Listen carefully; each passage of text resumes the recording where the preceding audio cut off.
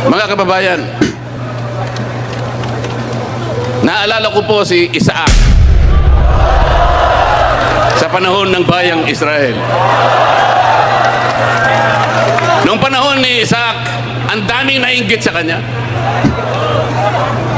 Gumagawa siya ng mga balon, naguhukay ng mga balon. Yung mga kalaban niya, mga Pilisteo, inggit na inggit sa kanya sapagkat nakatutulong siya sa mga komunidad. Lahat ng mga balon na kanyang hinuhukay, tinatapunan nila ng tumi. Pero hindi na bagabag si Isaac. Hindi siya tumigil. Alam niya ang kanyang misyon. Alam niya ang kanyang pupuntahan. Marami sa atin ang kagaya ni Isaac, mga kababayan. Si Isaac hindi niya na pinatos ang mga duming ipinupukol sa kanya. Ang mga duming itinatapon sa mga balon na kanyang ginagawa. Ayaw niya nang pansinin. Katulad kanina na sinabi ng isang nagsalita sa ating harapan. Pati pala itong ginagawa natin na isang karapatan ng bawat Pilipino sapagkat ang ating kagustuhang hilingin sa ating pamahalaan na iwasto at bigyan ng lunas ang ating karangingan sapagkat nakita natin ang epekto ng malawakang pagbaha. Ito po ay protektado ng saligang batas. Yan ang panunuorin natin ngayon. Kaya bago tayo magsimula rito, batiin muna natin ang ating mga kapatid na nandun nakipagkaisa po sa Quirino Grandstand. Maraming salamat po sa ating mga kapatid at shoutout po sa inyong lahat dyan. Kahit po wala tayo dyan, hindi tayo nakasali dyan sa rally na ginanap ngayon, pero ang puso't isipan po natin ay nakikipagkaisa po tayo sa pamunuan sa ating tagapamahalang pangkalahatan na makipagkaisa sa ginagawang rally ngayon ng Iglesia ni Cristo. Shoutout po sa lahat ng mga subscribers, mga viewers, mga silent viewers, at syempre pa sa ating mga suking commenters. Mga bashers, kamusta kayo? Nagpapakalat na naman kayo ng mga fake news. Sa susunod na mga video natin, yan ang titirahin natin dito. Itong mga bashers na ito, itong mga anti-Iglesia ni Cristo. Talagang ang sarap pag-uumpugin nito mga ito. Pero hindi yan pag-uusapan natin dito. Pag-uusapan natin dito ang napakagandang mensahe ni Senator Rodante Marcoleta. Doon sa mga hindi pa nakapanood, panuorin ninyo ito sapagkat marami tayong malalaman dito, marami tayong matututunan dito, lalong-lalo na tungkol kay Ombudsman Boyeng Rimulya. Ano na nangyari sa'yo? Anyari? Ba't ka nagkakaganyan? Ha? Papunta-punta ka pa doon sa sentral, wala ka rin naman palang kwenta. Oh, panoorin mo kung ano sinasabi ng aming senador. Ang senador ng bayan. Ito yung senador na talagang totoo. Ito yung senador na walang kinakatakutan. Bakit? Pawang katotohanan lamang ang kanyang mga sinasabi. At syempre pa, kakampi niyang Diyos. Doon kayo galit. Tingnan ninyo ang nangyayari ngayon sa Luneta. Kung gaano karami. Isa pa itong mga bias ng mga media. Oh, ilan ang sinabi nila? 650,000 lang ang kanilang estimated. Pero sa totoo lang, yung mga tao ngayon at saka yung tao nung nakaraang January 13 na rally, halos magkaparehas lang. 1.2 po yung nakaraan. Ngayon, 650 lang ang kanilang idiniklara. Pero problema na nila yon kasi ayaw nilang masapawan. Ayaw nilang matanggap kasi masakit ang katotohanan. Ayaw tanggapin na marami talaga ang Iglesia ni Cristo kasi nga nakikipagkaisa. Hindi kagaya ng sinasabi ninyo, gatoldok. Asan na yung gatoldok na sinasabi ninyo mga ubob? Kamusta kapag kayo magrally? Magugulo. At isa pang nagpapakalat ng fake news. May aso na tumahol na nagpakalat ng fake news na may pulis daw na gustong bugbugin. Pasalamat lang kayo, wala si Boss Rick doon. Mga ubob kayo. Ha? Pero hindi naman ito ang isang pagkakataon lamang. Maaring mayroon pa. Sabi nga ni Senator Rodante Marcoleta, kung kinakailangan ulit-ulitin natin ito, gagawin natin ito para marinig ng mga namiminuno sa atin ng mga bingi, mga bungol. Mga bungol kayo, sa totoo lang. Lahat kayo. Pati kayong mga vlogger sa bayaran, mga bungol kayo. Mga buta kayo, mga bulag kayo sa katotohanan. Eto na! Hindi nyo pa nakikita. Ang sarap ninyo pag-uumpugin. Bago tayo ma-vlog dito, panoorin natin itong sinabi ni Senator Rodante Marcoleta. Talaga naman, tatamaan kung sino man ang dapat tamaan. Mabubukulan sana kayo, mga op-op kayo. O, eto na. O, pero bago yan, syempre, bati muna tayo ng isang magandang umaga po, Luzon, Visayas at Mindanao. At syempre pa sa mga kapatid natin, mga kababayan natin na nasa iba't ibang panig na mundo. Magandang umaga, magandang tanghali, magandang hapon, magandang gabi po sa inyong lahat dyan. Kamusta na po kayo? Nandito na naman po ang inyong lingkod, ang Pilipinas. Ano na? Ano na nga ba ang nangyayari sa Pilipinas ngayon? Tignan ninyo kung anong nangyayari sa Pilipinas ngayon. Eto yon. Ito yung sinasabi natin dito kay panoorin ninyong video hanggang sa matapos sapagkat nandyan lahat na mga gusto ninyong malaman kung bakit nagkakaganito ang Iglesia ni Cristo. At isa pa, paalala ko sa inyo bago tayo magsimula rito, itong pagtitipon ng Iglesia ni Cristo, garantisado po ito ng saligang batas. Kaya kayong mga upo na sinasabi ninyo ng Iglesia ni Cristo nakikialam sa politika, ang sarap ninyo pag-uumpukin. Nakikita niyo ito? Ito, gusto nyo? Gusto nyo iumpog ko kayo rito? Sige, bago tayo mag-vlog, panoorin natin ang video na ito. Senator Rodante Marcoleta, take it away!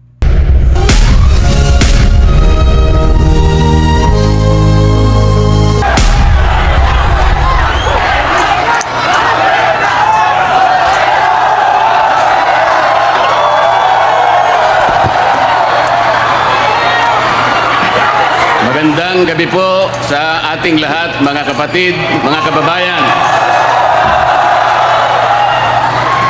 Okay pa po ba kayong lahat? Kayang-kaya pa po ba? Alam po ninyo, ang isang malayang pagpapahayag at maramihang pagtitipon, kagaya ng ating ginagawa ngayong gabi, ay kapwa karapatan na pinoproteksyonan ng ating saligang batas. Ang layunin ay naihayag na po ng nakaraang nakapagsalita sa atin. Tatlong bagay po ang ating hinahanap: ang transparency, accountability, at justice. Transparency. Sa konteksto po ng ginagawa na pag-uusisa at pag-iimbestiga sa mga anomalyang paglalatag ng flood control project sa ating bansa, ito ay dapat lantad, bukas, katanggap-tanggap at makatotohanan. Hindi kagaya ng nakikita natin ngayon. Ako po ay magbibigay sa inyo ng mga ilang halimbawa. Halimbawa, nung ako po ay chairman pa ng Blue Ribbon Committee,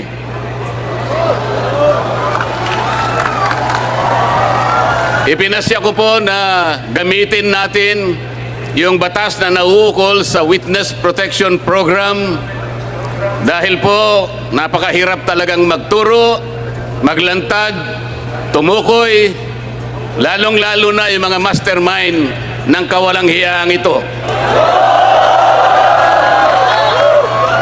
Meron pong nagkusa, kahit alam nilang mahirap at magsasakripisyo sila, sapagat manganganib ang kanilang buhay, pati na ang kanilang pamilya. Ang tinutukoy ko po ay ang mag-asawang Diskaya. Para sa ganon ay makatulong sila sa Estado na hanapin natin kung sino yung utak, kung sino ang mastermind.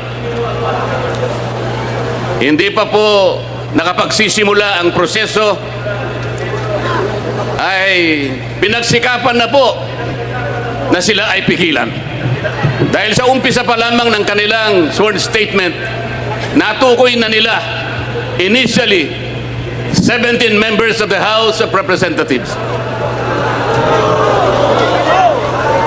Kaagad sinabi na noon ay Secretary ng Department of Justice, Boying Remulla, na bago maproseso ang aplikasyon ng mga Diskaya upang baka sakaling sila ay maging testigo ng Estado, kailangan muna silang magsoli ng inaakala niyang nakulimbat nila. Ang sabi ko po sa kanya, hindi naman po pwedeng sa aplikasyon pa lang, sa pagpoproseso pa lang, ay bibigyan mo na sila ng isang requirement na kailanman ay hindi nakasulat sa ilalim ng batas. Ngunit, pinilit po niya. Ang sabi ko pa sa kanya, ang korte lamang ang magsasabi kung magkano ang isusuli ng isang tao pagkatapos ng paglilitis. Sapagkat ang korte rin naman ang magtatakda kung yung nag-a-apply sa Witness Protection Program ay a-approvein ng korte. Ang mag-a-approve po ay korte, hindi po ang Department of Justice. Ngunit dahil ayaw po nila, natatakot sila na baka sakaling magsalita pa ang mga diskaya hanggang ngayon ay hindi nila pinapayagang ang proseso para sila ay makapag-apply. Isa ito sa paraan para sa ganon ay hindi matupad ang transparency. Mamaya po ipaliliwanag ko pa lalo ang bahagi na yan. Ang isa pa po na testigo na inaakala ko na pinakatotoo, the most credible witness ever produced by the Blue Ribbon Committee, Orly Gutesa. Siya lamang po ang tumukoy at kumonekta sa pagitan ni Saldico at ang dating speaker, Martin Romualdez. Wala na pong iba. Wala na pong iba. Natakot silang lahat sapagkat totoo ang sinasabi ni Orly Gutesa. Ano po ang ginawa nila? Ang pinagtuunan po nila ay hindi umano na peking notaryo. Paano po mapepeke ang notaryo? Tayo pong lahat saksi sa umiiral na mga pangyayari sa pagnonotaryo. Pumunta kayo sa malapit na City Hall, makikita nyo ang nakalinyang mga notary publics. Meron po bang nagpapanotaryo sa inyo na bago siya umalis ay babalikan niya kung sino man niyang notaryo at itatanong niya, "Sir, Madam, pasensya na po, ngunit gusto ko lang matiyak kung kayo po talaga ang pumirma sa dokumentong ito." Meron po bang gumagawa noon? Yun po ang kanilang ginagamit na dahilan para ilihis, para sa ganoon makaiwas sa tunoy na tinutumbok ng kanyang mga testimonies. Ganito po ang ginagawa nila para sa ganoon ay sagaan ang transparency. Mamaya po ipaliliwanag ko pa ang pangyayaring ito. Pagkatapos ginawa po ang tinatawag na ICI. Ito po yung Independent Commission on Infrastructure. Tinatanong ko po paano naging independent ang ginawa nilang ito samantalang sila po ay humihingi ng tulong sa House of Representatives, humihingi ng impormasyon sa Senado, humihingi ng impormasyon sa Sandigan Bayan, sa mga korte at sa lahat ng mga opisina ng ating pamahalaan. Hindi siya independent. At hindi pinakikita yung kanilang proceedings. Mga ilang linggo nang nakararaan, nagsubmit ng affidavit ang dating Speaker ng House of Representatives. Meron po bang nakaalam sa inyo ng pangyayaring ito? Iniulat ba nila sa atin kung anong nilalaman ng affidavit ni Martin Romualdez? Wala po. Hindi po. Talagang gusto tayo ay hindi natin makita ang katotohanan. Ililihis, isisinsay ang katotohanan. Papayag po ba kayo sa ganitong patakaran? Mga kababayan, ang sinusuri, ang iniimbestiga na bilang ng mga flood control projects ay hindi bababa sa 9,000. Sa ngayon po, ang sabi po nila ay nakapagpalitaw na sila ng 500 ghost projects. Hindi ko po alam kung paano nangyari ito. Ang Department of Public Works and Highways gumagamit ng sari-saring applications. Meron silang tinatawag na IMS, merong PCMA, merong MYPS, merong Survey 123. Ang lahat po ng aplikasyon na ito ay di umano'y ginagamit para matukoy ng ganap kung nasaan ang flood control projects. Pero ang totoo po, wala naman pala silang ginagamit mga satellite. Yung sinasabi nilang real-time geotag na project ay marami po ang sablay. Kaya hindi po talaga natin kailanman madidetermina ilan ang ghost flood control projects. Meron pa silang tinatawag na quality assurance units. Ito po ang opisinang ito ang nakasentro sa pagtingin sa kalidad sa pagkakagawa ng mga flood control projects. Ito ay mula sa kanilang central office, meron silang satellite office sa kanilang mga regional offices at ganun din sa mga district offices. Meron pa silang tinatawag na CPS. Ito po ay yung sistema para sukatin ang competence, ang kakayahan, ang kalidad ng mga contractors na gagamitin. Kung lahat ng pamamaraan na ito, kung lahat ng sistemang ito ay kanilang sinunod, kailanman ay hindi magkakaroon ng ghost projects. Anong ibig sabihin po nito? Hindi po nila sinunod ang mga tuntunin. Nagbulag-bulagan sila sa mga tuntunin.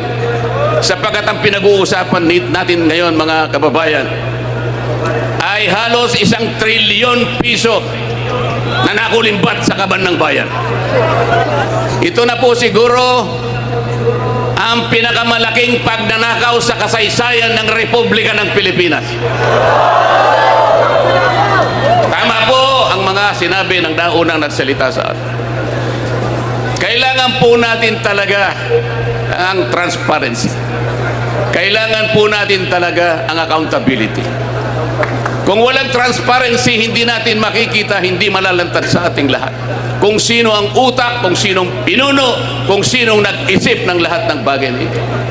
At kung hindi sila magiging accountable kahit kailan, ay hindi magkakaroon ng hustisya sa ating bansa.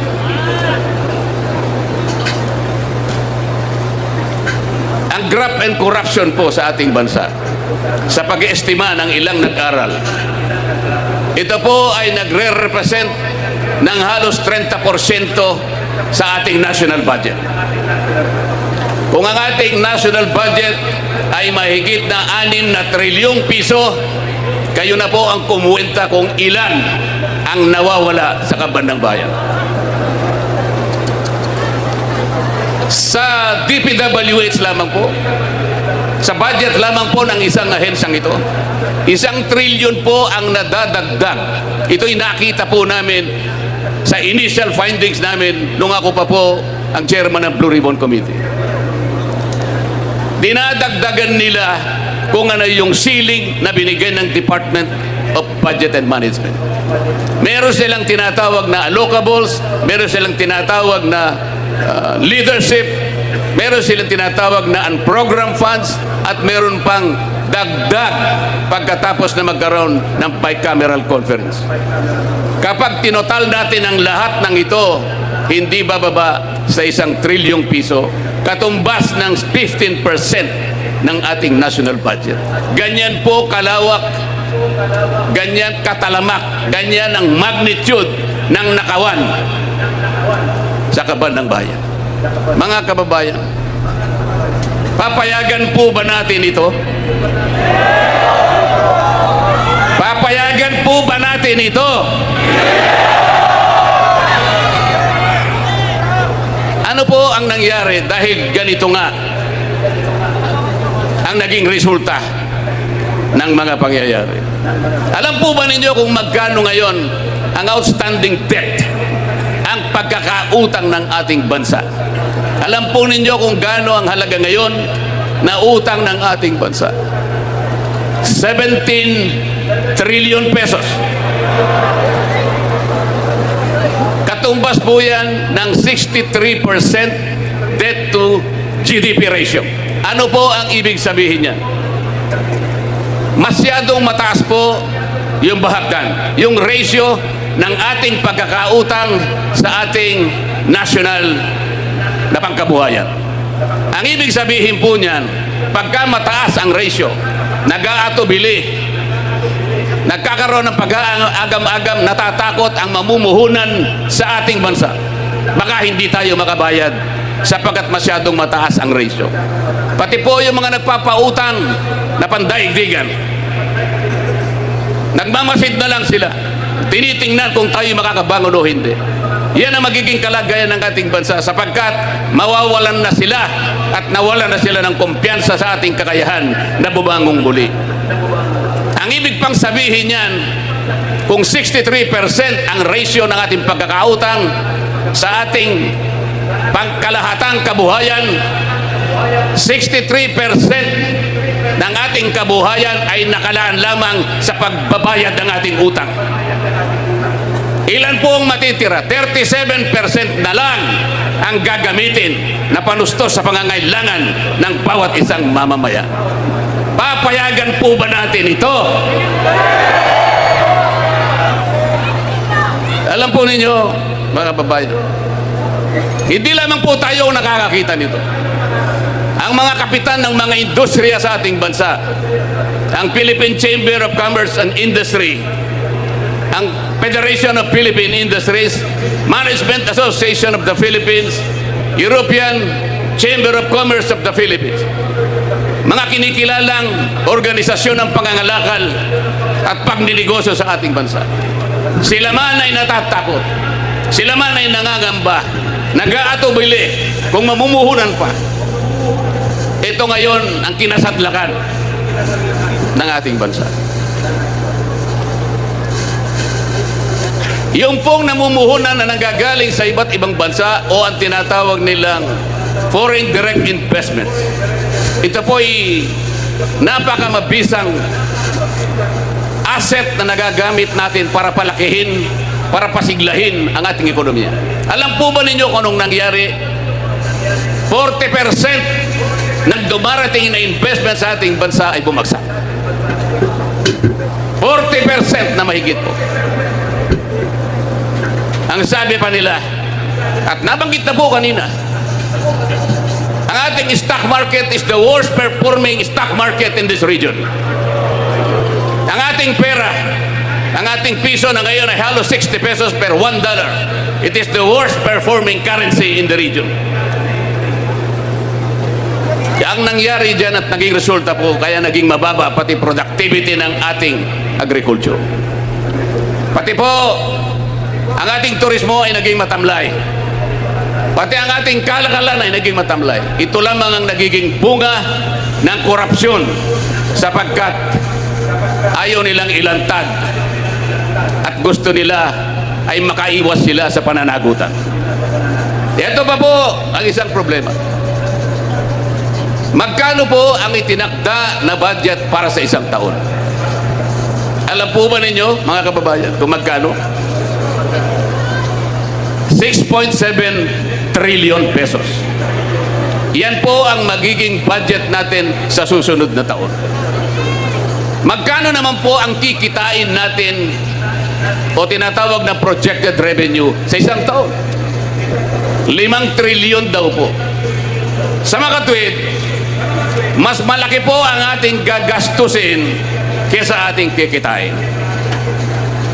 Magkaka-deficit po tayo ng 1.7 trillion pesos na uutangin na naman natin sa susunod na taon. Ano po ang ibig sabihin nito? Yung 1.7 trillion na uutangin natin, mangangahulugan na tayo po ay mangungutang ng 142 billion bawat buwan. 4.7 billion bawat araw. O katumbas ng 197 million bawat oras. Hindi po ba kayo kinikilabutan, mga kababayan? Papayagan pa ba natin ito, mga kababayan? Hindi ba dapat ilantad lahat kung sino ang gumawa ng kawalang hiyaan na ito? Alam po ba ninyo kung ano sinasabi ng saligang batas? Tungkol sa bahaging ito na ating pinag-uusapan ng gabi. Yung graft and corruption. Yung paglilingkod sa ating pamahalaan. Article 2, Section 27 of the Philippine Constitution. The state shall maintain honesty and integrity in the public service and take positive and effective measures against graft and corruption. Dapat panatilihin ng Estado ang isang tapat at may integridad na pagsisilbi sa ating bayan. At kailangan maggawa ng positibo at epektigong pamamaraan upang labanan ang katiwalian at corruption. Yan po, yan ang sinasabi ng ating saligang batas. Pero ano po ang ginawa nila? Para lang mapagtakpan ang mga nagkasala, para makaiwas sa accountability, para hindi ilantad, para ganon ay mawala ang transparency. Ano po ang ginawa ng dating Secretary of the Department of Justice, ngayon po ay Ombudsman, Boying Remulla, nung tinanong siya sa Kongreso na paminsan-minsan ay kailangan nating baluktutin ang batas para sumaya ang tao. Tinanong siya kung totoo at tama ang sinabi. Ang sagot niya, yes sir. Siya po ang Secretary of the Department of Justice na ngayon ay Ombudsman. Yung kanyang Prosecutor General, kamakailan lang ay dumalo sa aming pagtitipon sa Blue Ribbon Committee. Doon ay pinilit na naman nila na yung restitution, yung pagsusoli muna ay kailangan gawin ng sino man na gustong mag-apply sa ilalim ng Witness Protection Program. Isipin po ninyo, kahit wala sa tuntunin, kahit hindi requirement ng batas, ipipilit nila, mabaluktot lang ang batas. Kayo po ba, kapag pumunta kayo sa isang restaurant, ang unang pupuntahan, o ang unang pupunta sa inyo ay yung waiter, ibibigay yung menu. Doon ay makakapamili kayo kung anong gusto ninyong kainin. Halimbawa po, ay pinili ninyo na iluto para sa inyo ay paksiw. Paksiw na bangus, halimbawa. Pagkatapos na maibigay nyo sa kanya ang inyong kagustuhan, bigla niya kayong binulungan. Sir, madam, bago ko po iluto ang inyong hiniling na paksiw, ay kinakailangan pumayag kayo na yun ay lalagyan ko ng toyo. Papayag ba kayo? Ang hiniling ninyo paksiw eh. Ang gusto ng Prosecutor General, kahit wala sa batas, ilalagay niya bilang isang requirement para lamang hindi mag-qualify yung tao na gustong tulungan ng gobyerno para usigin kung sino ay nagkasala. Yun po ba'y transparent? Transparent po ba yun? Pa-English pa siya.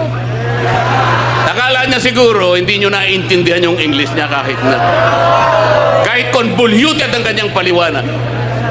Ang totoo niya, mas marami pa sa inyo mas marunong mag-English kaysa sa kanya.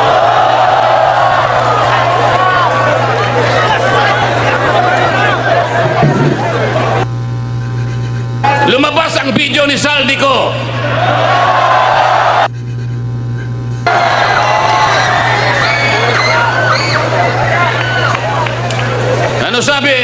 Ano sabi nila? AI yan. Ano? Sasagkain na naman nila yung transparency. Palalabuin na naman nila. Para sa ganun, yung accountability ay hindi natin maipipilit. AI ba yun? Yung AI walang anino eh. Nakikita ko yung anino ni Saldico.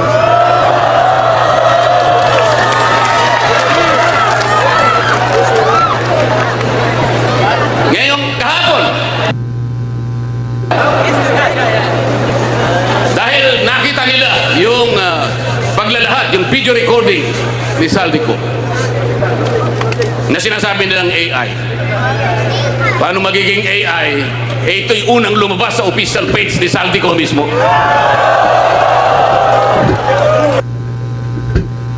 Nagpalabas ng statement ang Ombudsman. Ano sabi nila? Kahapon lang ito. O para bago namin tanggapin yan, kinakailangan na umuwi ka rito at paberipika mo yan. Siguro panutaryo mo yan, gawin mong official yan. Lahat na po ng requirements ngayon ay kanilang hinihiling. Nakalimutan nila sa mismong charter ng Ombudsman, yung mismong batas na gumawa sa opisina ng Ombudsman. Pwede kang maghain ng complaint sa anumang kaparaanan at anumang forma. Kahit anonymous tatanggapin. Paano natin may papalitaw ang transparency at magkaroon ng accountability sa ating bansa kung ang namumuno sa Ombudsman Office na dating Secretary ng Department of Justice at ang kanyang Prosecutor General, sila ang unang taga-usig, sila ang unang dapat magsampa ng naukol na kaso para sa ganun mapanagot natin ang nagkasala. Sila pa ang nangunguna para pagtakpan lahat ito. Papayagan po ba natin yan? Hindi ba iniinsulto nila tayo niyan? Papayag ba kayong mainsulto? Yung pangungutang po, walang problema yan. Tayo po, sa maraming pagkakataon, nangungutang din tayo. Ang pinag-uusapan ay yung paggamit mo sa utang. Ganon dapat.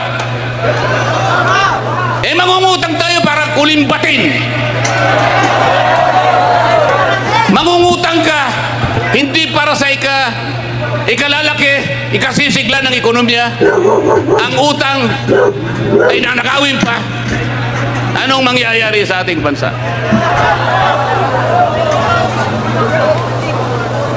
Mga kababayan, naalala ko po si Isaac sa panahon ng bayang Israel. Noong panahon ni Isaac, ang daming nainggit sa kanya. Gumagawa siya ng mga balon, naguukay ng mga balon. Yung mga kalaban niya, mga Pilisteo, inggit na inggit sa kanya sapagkat nakatutulong siya sa mga komunidad. Lahat ng mga balon na kanyang hinuhukay, tinatapunan nila ng tumi. Pero hindi na bagabag si Isaac. Hindi siya tumigil. Alam niya ang kanyang misyon. Alam niya ang kanyang pupuntahan. Marami sa atin ang kagaya ni Isaac, mga kababayan. Si Isaac, hindi niya na pinatos ang mga duming ipinupukol sa kanya. Ang mga duming itinatapon sa mga balon na kanyang ginagawa. Ayaw niya nang pansinin. Katulad kanina na sinabi ng isang nagsalita sa ating harapan. Pati pala itong ginagawa natin na isang karapatan ng bawat Pilipino sapagkat ang ating kagustuhang hilingin sa ating pamahalaan na iwasto at bigyan ng lunas ang ating karangingan sapagkat nakita natin ang epekto ng malawakang pagbaha. Ito po ay protektado ng saligang batas. Kaya kailangan po nating bantayan. Kailangan pa ulit-ulit kung kinakailangan nating ipaalala sa ating pamahalaan na ang transparency at pananagutan ay ito lamang ang tanging dahilan para tayo'y magkamit ng katarungan. At ang katarungan ito ay siyang magdadala ng biyaya ng demokrasya na ating pagsasaluhan bilang isang bansa. Salamat po sa inyong pagkakaisa. Salamat po sa inyong pakikiisa sa ating pamamahala.